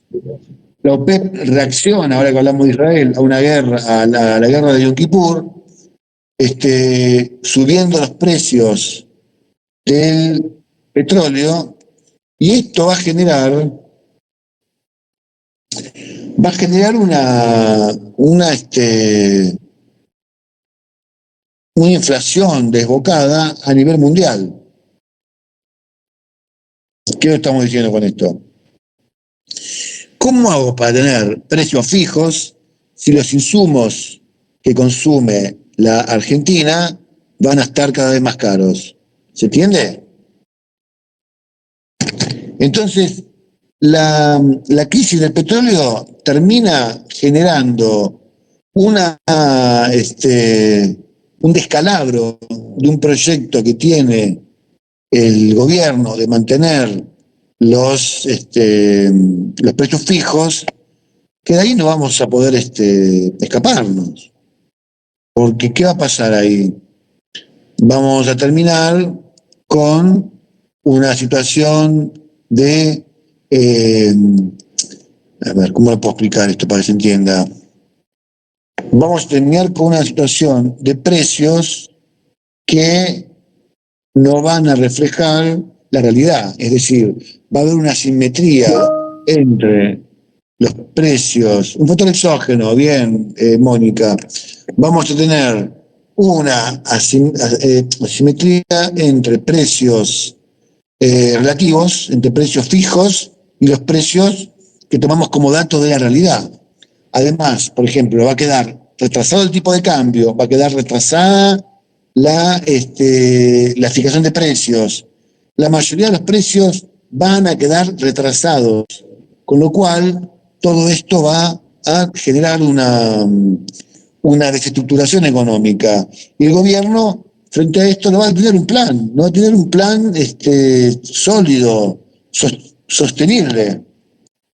No sé si entienden, por ejemplo, si tenemos precios relativos, no sé si se escucha, chicos, porque se me voló el Teams, ¿puede ser? No, Se escucha, se escucha. Ah, bueno, perdón. No, mandando el mail se me fue la pantalla con el Teams. Pero Cosa no, y increíble. además también había, se cortaba el financiamiento externo también, ¿no? Claro, y hay otra cosa. Se produce una salida de capitales y además hay otra cosa. Se produce, aquí dice, no tiene solución anticíclica. No hay plan anticíclico acá. Se produce también un cierre de mercados de la Argentina en el exterior. Entonces, se lesionan las reservas. La economía en el año 73-74 comienza a crecer nuevamente, pero los efectos de la crisis del petróleo, cuando llegan, agotan las reservas, porque no puedo seguir sosteniendo precios que no existen. Para que tengan una idea de lo que les hablo, ¿se acuerdan el cambio de gobierno actual? Fue hace 2 meses, diciembre. ¿Qué decían? ¿Qué decía el presidente? El dólar que tenemos es irreal. Un dólar a 300 y pico pesos no refleja la realidad. Entonces hay que devaluar, es inevitable. Una devaluación tremenda, de un 120%. La brecha se achicó, es cierto. ¿Y ahora qué está pasando? ¿Qué se está diciendo? Está manteniendo al dólar artificialmente bajo, esto es explosivo, esto le pasó a Macri en el 2007 y terminó con una crisis financiera. Siempre pasa esto. Le pasó a Martínez de Oz en el 81, siempre pasa esto. Le pasó al kirchnerismo en 2015, en 2013 que hubo que devaluar. Siempre pasa esto, chicos, en la economía argentina. Y el problema era que esto ya no se podía seguir sosteniendo porque se estaban agotando las reservas. En ese contexto, bajo el gobierno de Isabel Martínez de Perón, es que se produce el famoso Rodrigazo. ¿Qué fue el Rodrigazo? Fue un intento de sincerar las variables, esto es lo que se suele decir. Ya había sido echado Helbar del gobierno, con la muerte de Perón, el poder quedó en manos prácticamente de López Rega, y hay una especie de revancha, sobre todo los sectores más conservadores del peronismo, sobre los sectores de la juventud peronista, ¿no? Son las épocas donde la AAA hace atentados a mansalva, matan dirigentes estudiantiles, dirigentes obreros, dirigentes políticos, intelectuales de izquierda. Claro, con la muerte de Perón se vieron con las manos libres para poder actuar a sus anchas, a diestra y siniestra. Entonces la AAA tiende a ser un factor de terror sobre la población. Por eso siempre se decía que el terrorismo de Estado no arranca con la dictadura en el 76. Tiene sus orígenes en la última época del gobierno peronista, donde se desboca todo. Hay un muerto por razones políticas cada 5 horas, es decir, casi 5 muertos por día por cuestiones políticas. Había realmente una masacre. Bueno, hoy muere más gente por la inseguridad. Entonces, sí. Una duda, no entendí lo del Rodrigazo. No entiendo qué es. Ahí vamos, ahí vamos. Ah, bueno. Haced de cuenta que vos tenés los precios pisados, combustible, tarifas. En esa época el Estado es un Estado que controla prácticamente todas las empresas públicas, es un sector importantísimo dentro de la economía. Tenés pisados los salarios, tenés pisados los precios desde el azúcar hasta los automóviles. En ese contexto, te suben los costos porque se multiplica el precio del petróleo por 5. Esta fue la respuesta de la OPEP a la participación de Occidente en la ayuda a Israel en la guerra de Yom Kippur. Los países árabes dijeron, mira qué onda, vos saltás por esto, por Israel, bien, entonces te vamos a subir los precios del petróleo. Se forma la OPEP y multiplican los precios por 5. Este es el golpe de gracia al estado de bienestar, al capitalismo regulado de los años de posguerra. Si ustedes leen a Hobsbawm en Historia del siglo XX habla mucho de esto. El golpe de gracia a los 30 años gloriosos, lo dice así de manera irónica porque Hobsbawm es marxista. Entonces él dice, los 30 años gloriosos del capitalismo se refiere a 30 años del capitalismo sin crisis, sin conflictos, como por ejemplo la crisis del 30, ¿no? Sin ese tipo de crisis financieras, y con crecimiento económico y moderación de los precios y de los salarios, que será el pacto social hecho para construir el estado de bienestar, se desploma porque se incrementan los costos, los industriales tienen que subir los precios, los acuerdos de precios fracasan y a Argentina le va a tocar. Entonces, con la salida de Helbar del poder, del Ministerio de Economía, asume en un momento Gómez Morales. Gómez Morales no logra solucionar esta crisis que tiene la Argentina en ciernes, y asume un ministro de Economía de nombre Rodrigo, que cuando dice que va a producir un sinceramiento de variables, ¿a qué se está refiriendo? Va a tomar medidas liberadoras de los corsets que tienen los precios, y eso va a producir estampida inflacionaria. Por ejemplo, va a devaluar. Ya de por sí eso es inflacionario.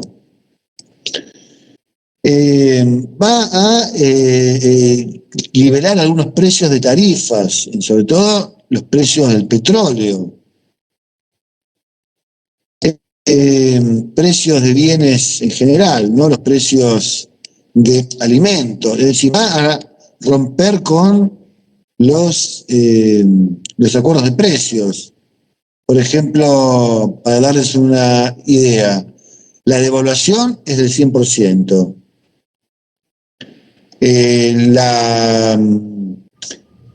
Los precios del petróleo de la nafta suben un 160%.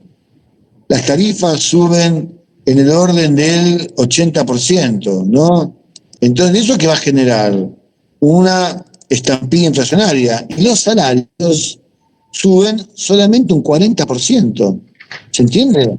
Esto va a generar un conflicto tan fuerte que se produce un paro general, el primero que se le hace el peronismo, que el movimiento obrero se cuida muy bien de no hacerlo contra Isabel, y dice que lo hace contra el ministro, ¿no? Y era medio chamullo esto, se lo hacen al gobierno, al gobierno peronista. En eso, López Rega se escapa del país. Agarra el avión presidencial, como si fuera de él, dice que se va a hacer una misión diplomática a Río de Janeiro y desaparece de la faz de la tierra, y recién lo encuentran en Suiza, lo extraditan en el año 89, lo van a juzgar por los crímenes cometidos durante los años de la AAA, y muere de diabetes en prisión en 1990. Miren el tiempo que estuvo escondido este hombre, protegido, ¿no? Claramente. Entonces, el Rodrigazo fue con la excusa de sincerar variables, liberar precios y dejar los salarios muy retrasados. Esto produjo una ola de quebrantos enorme, enorme. ¿Por qué una ola de quebrantos? Bueno, la industria de la construcción, que es la que mejor conozco yo, si quieren, el, eh, las viviendas que estaban en pesos, créditos de viviendas que estaban en pesos, se devaluaron de tal manera que una casa costaba 3 monedas. Hubo gente que se suicidó. Yo tengo un familiar que tenía un cuñado, gente grande que ya murió, ¿no? Un hombre que hizo un edificio de vivienda de 3 pisos y estaban en pesos esas viviendas, y con la mega devaluación de Rodrigazo terminó fundido. O sea, toda la inversión que había puesto para la construcción de esos departamentos, al precio que después terminaron por la devaluación, terminó perdiéndolo todo, y el hombre se suicidó. Miren lo que pasó, se suicidó. O sea, fue la ruina económica. Y así mucha gente. En el medio había desabastecimiento porque no se sabía cuándo estaban las cosas, entonces proliferaban los mercados negros. Entonces ir a comprar azúcar era como comprar dólar blue. Hoy tienes que ir a una cueva más o menos, porque los negocios no abrían o atendían con las ventanas, con las persianas cerradas. No había como hoy supermercados, nada. Estamos hablando del año 75, ¿no?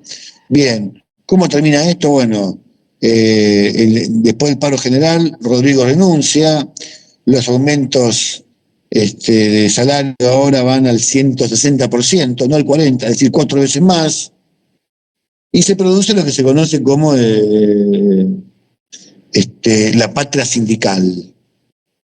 Estaba esa chicana que decía que gobernaban los sindicalistas. No sé quién me había hablado de que contesté la pregunta. ¿Quién ha sido? Sí, sí, sí. Igualmente, también tenía Bárbara. otra idea. Sí, de si había, o sea, el Rodrigazo fue como una buena medida o había otra alternativa, porque yo no sé si No, es que no afectaba había. tanto así al mundo entero. Para que se entienda, es la más dura de todas las crisis de Stop and Go. Es la más dura, la más fuerte. En la crisis del petróleo te secó las reservas. Y vos tenés todavía un tipo de cambio pensado para el año 73. Estás en el 75. Los precios se multiplicaron por 5 a nivel internacional. El mundo el mundo desarrollado se dirige a la estanflación, es decir, el estancamiento económico o el decrecimiento económico con inflación. Esto lo voy a explicar, o sea, no quiero dar mucha vuelta hoy porque lo voy a explicar la clase que viene esto, con el pizarrón. Es decir, se tienen que reescribir los libros de economía, chicos y chicas. Piensen que nosotros asociamos la inflación con el recalentamiento de la economía. Y acá está pasando todo lo contrario. La economía se achicaba, se contraía producto de la inflación, producto de la suba de precios y de la recesión, y había inflación. Cuando Keynes nos explicó todo lo contrario, que la recesión traía deflación. Y acá pasa todo distinto. ¿Se entiende esto? ¿Por qué son inevitables esas medidas? Porque en definitiva vos tenés estructuras de tipo de cambio pegados a variables que ya no existen. Es como les conté el ejemplo de la maxi mega devaluación que hace el ministro Caputo. ¿Es creíble un dólar a 380 pesos? No, en eso devaluaron. devaluaron y lo llevaron a 800 y pico. Y ahora la pregunta que le hacen al gobierno, che, amigo, la inflación se comió la devaluación. ¿Es creíble un dólar a 930 pesos? Si en la calle vale 1.500 el dólar, 1.450. ¿Qué pasa? ¿A quién le creo? ¿A la calle o al dólar oficial? Bueno, ¿se entiende? Entonces, en un momento vas a tener que devaluar, a menos que seques, y esto es jodido, seques la plaza monetaria, no dejes un solo peso en mano de nadie, el peso se vuelva escaso, entonces ahí, bueno, voy a comprar dólares. ¿Se entiende? Esto es más o menos lo que quieren hacer ahora. Por eso el ministro dice, ahora van a vender dólares para pagar impuestos. Entonces, llega un punto en el cual estas medidas económicas pensadas para una época, por la exogeneidad que planteaba ahí una compañera, factores exógenos, se vuelven un corset. ¿Qué significa un corset? Como una especie de cinturón de hierro que no me permite expandirme, moverme. Esto es lo que está pasando, chicos y chicas. Se vuelve inevitable ese reacomodamiento de precios. ¿Te contesté ahora, Bárbara? Sí. Yes. Aparte, no, lo vamos a volver a ver esto, porque hay un problema igual, es la época de la dictadura. Bien, bueno, consigna, vamos, saquen el papelito. Número 1, analizar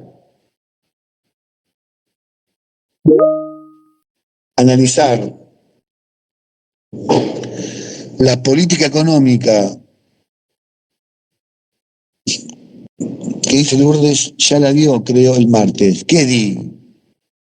¿Hablé del peronismo el martes? No. No, antes diste un TP. Bueno, nuevo TP. Analizar la política económica del desarrollismo, perdón, del peronismo, 1946, 1948, 1952, 1955. No, esto es otro TP. TP nuevo. Punto 2. Analizar los objetivos del desarrollismo, 58, 62.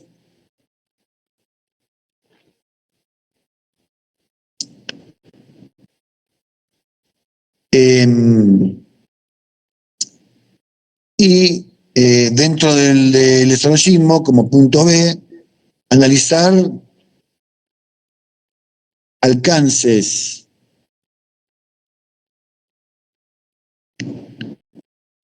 y crisis final de estrategia, es decir, stop and go.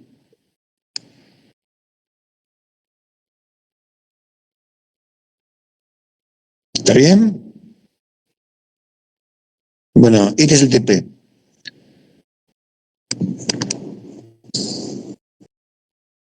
Profe, ¿este TP cuándo se entrega? Siempre una semanita. Vayan haciéndolo así, una semanita. ¿Está bien? Ah, perdón, y punto 3. ¿Vieron cómo analizaron la película de la Sociedad Nacional de la Nación? Ahora tienen que analizar Plata Dulce. El del martes se entrega el próximo martes, Lourdes. El hoy se entrega el viernes. O el fin de semana que viene, sábado, domingo, no sé. Yo quiero que trabajen, no que me entreguen. Ustedes tomen su tiempo, pero entréguenmelo, obviamente, antes del parcial. Muy bien, Martina puso ahí, analizar la película Plata Dulce. Igual que lo que hicieron con Asesinato en el Senado de la Nación.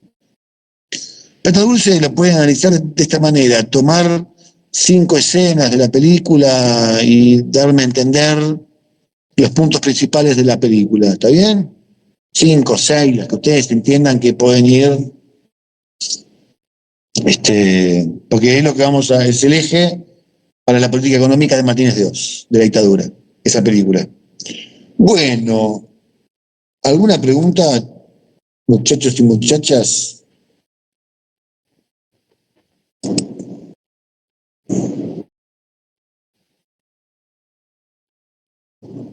¿No? No, profe, ni- Yo tengo Por ahora no.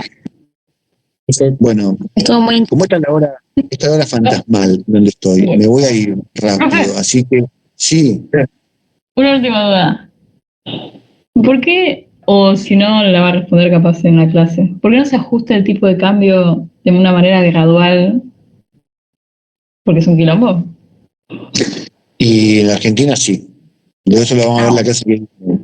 Te Bueno, prometo, la clase que viene vamos a ver con la política económica de Martínez Dios, vénganse, tómense un té bien cargadito, como me decía una profesora de análisis 1, me acuerdo siempre decía, tómense un té cargadito antes de ver esto.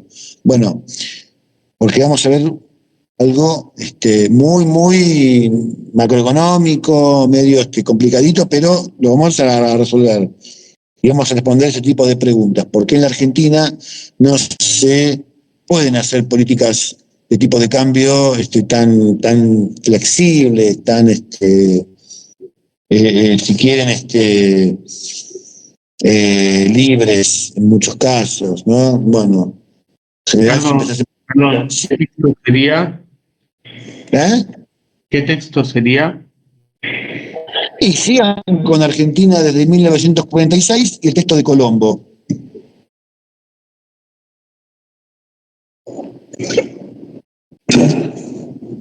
Bueno, les dije que esta era la hora fantasmal. No me metan líos, chicos, me quiero ir de acá. Nos vemos. Chao, profe. Buen fin de semana. Gracias, profe. Nos vemos. Chao, profe. Gracias. Chao. Chao, profe. Hasta luego. Chao a todos. Fin de- Buen fin de gracias.